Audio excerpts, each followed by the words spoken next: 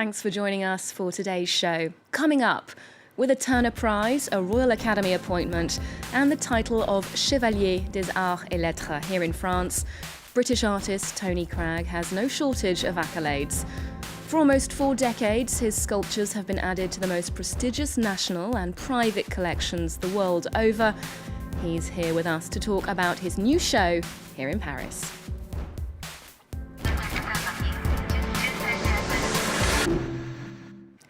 Tony Cragg, thanks so much for joining us in the studio. Now, your new show at the Thaddeus Ropac Gallery in Pantin in Paris is it's very simply titled Tony Cragg Sculptures, quite an opaque title. It's not a retrospective. No. Can you tell us something about what unites the pieces on show? Well, it is, despite the fact that it's an almost museum-type space, it is a gallery. And so it's in the nature of things that gallery exhibitions tend to be all new work. So it's a large group of works that I've been preoccupied with for the last 2 years, more or less. Very recent work, then. Now, looking at the sculptures... To say that, we were working on up to last night. We were still working on the work, some of it. So anyway. Ultra recent. Quite recent, yeah. Hot off the press. Now, looking at some of the sculpture on show, there's this feeling of quite dynamic pieces, this kinetic idea within static objects. How do you create the idea of movement within a stationary object? I don't think it's really movement. I just, when you see things in nature, things are so complicated, and you stand in front of them, their complexity is so in awe of them, and I just would like to make sometimes things that have the same effect on me that looking at nature has on me. Things human beings make usually are quite dumb. They're quite simple and straight-edged, and sculpture allows you to do something extraordinary with the material. So that's my intention, part of it anyway. Now, speaking of the materials, in the past, some of your sculptures have been made from quite basic materials, things like wood or glass, metal as well, which does bring to mind the spirit of arte povera. Can you explain that choice? Well, I actually do prefer to use man-made materials, in a way, and if not, then ones that are used in such an extreme way that they became denaturalized, really. I think it's a little bit of reflection in a sense. Arte povera was an important move when I was a student, but more importantly for me is, at this point, is we human beings use materials to build all the stuff that surround us, clothes and furniture and buildings and cities and whatever. And just generally, it's quite boring what we build. We're repetitive, geometric, very simple kind of thing. And I think that we can actually, what I'd like to do is to take this material and make something more interesting out of it than one does in a usual sort of designed world, yeah. Now, critics have used various adjectives to describe your work, successfully and unsuccessfully perhaps, industrial, post-Dadaist, but I think we can agree that it's definitely contemporary, being made, like you say, until the last minute. What makes your work so much of its time? Well, I think, we're just living now. That's all I can... it's a pretty difficult question. I follow a certain development. I've worked now since I'm 20, so I've worked for 45 years, more or less following the same themes. And the themes seem to be, to me, the most relevant things that impinge on my life and affected my life. So it has to be of this time. I can't see any other... all art is just made by individuals that are living in a certain time-space framework, and so I think it's inevitably of our time, yeah. Now, a few years back, you created an open-air sculpture park in Germany where you live. It's a very different environment to where we often see your pieces, places like the Louvre or the Tate. Can you tell us a bit more about that relationship between the natural world and your work? Yes, that was, it wasn't actually planned, but it was near my studio in Wuppertal. It was an old industrial city. There was a very nice, more or less a hill, a forested hill. And I had the idea of making exhibitions, not just with my work, but with other sculptors' work, because I think the outdoor situation for sculpture is a big challenge. Nature and just the trees are gigantic. They weigh tons and tons, and they look so spectacular. And you have to put it's a tough measure for put a man-made thing against it. And so it was really, and it was just started, and I found it's been a really challenging and exciting project to do, so that's that. And in a way, as I said, I don't want to copy nature. Artists and sculptors are beyond the point where 19th century, sculptors were still copying the anatomy. Thank God we've lost that. We've left that. We have other ideas and other possibilities.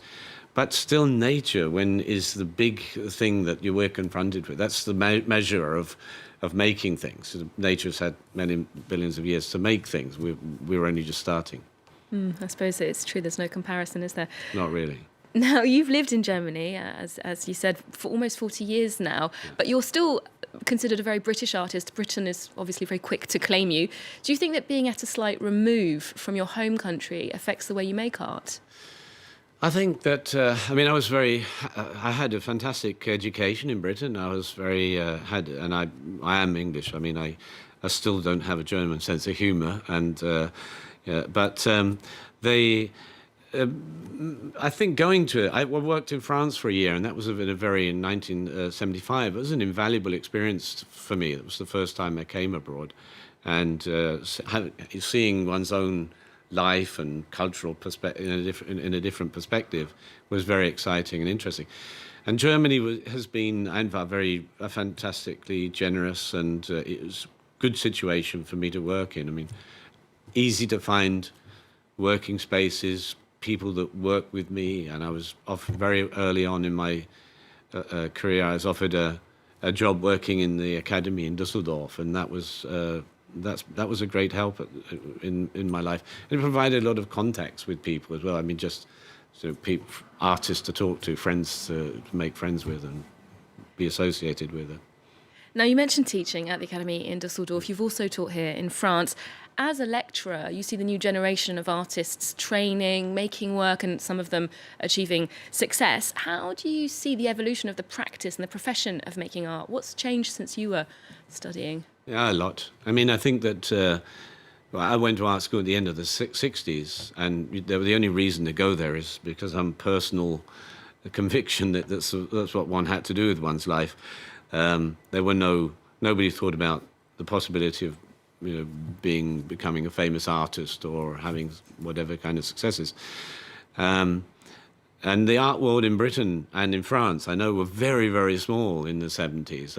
The art world we know now, where there are queues in front of museums and everybody to the mayor of the smallest villages are interested in culture nowadays, that was absolutely a long way from the situation that I grew up in. And artists, we talked about having more effect in society. That was something, whether it's from Joseph Beuys to Vasarely to Gilbert and George, the proximity of bringing life near to art was a theme in the 60s and 70s. Well, and then, as I say, you should always be careful what you wish for, because this has now happened. And so we have an enormous public, which then means you have people that need to mediate between the art and the public. So there's a new generation of curators and whatever that seem to have a very high opinion of their opinions anyway, and they're very influential. And for the young people that start art, I feel I'm very lucky to have started when I started, because nowadays one is driven a little bit by the successes of the art world. I know the students I've had in the recent years, they say that the success becomes a content, in a sense. How do we become successful? And I don't think that's a particularly healthy thing. It's not very healthy for the individual artist, but it's really not very healthy for the society, for the culture in general, actually. Looking for success strategies.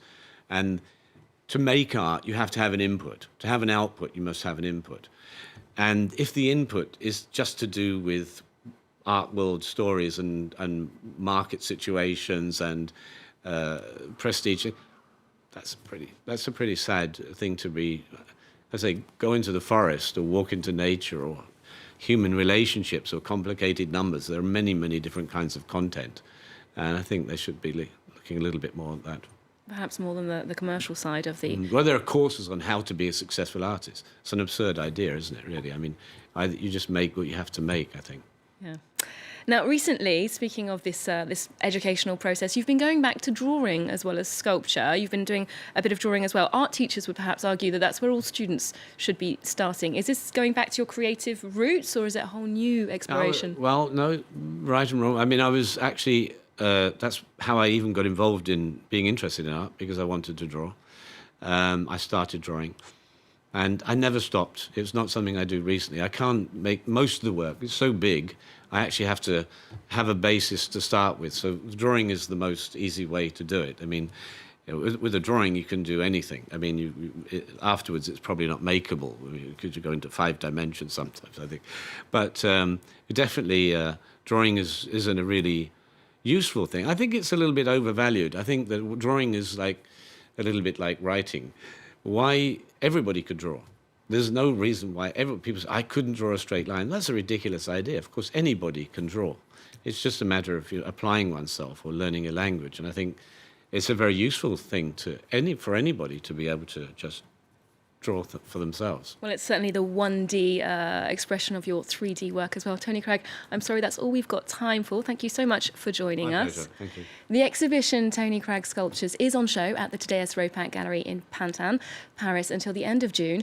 We'll leave you with a preview of that show. Remember, you can get more culture news on our website. We're also on Facebook and Twitter. There's more news coming up on France 24 after this.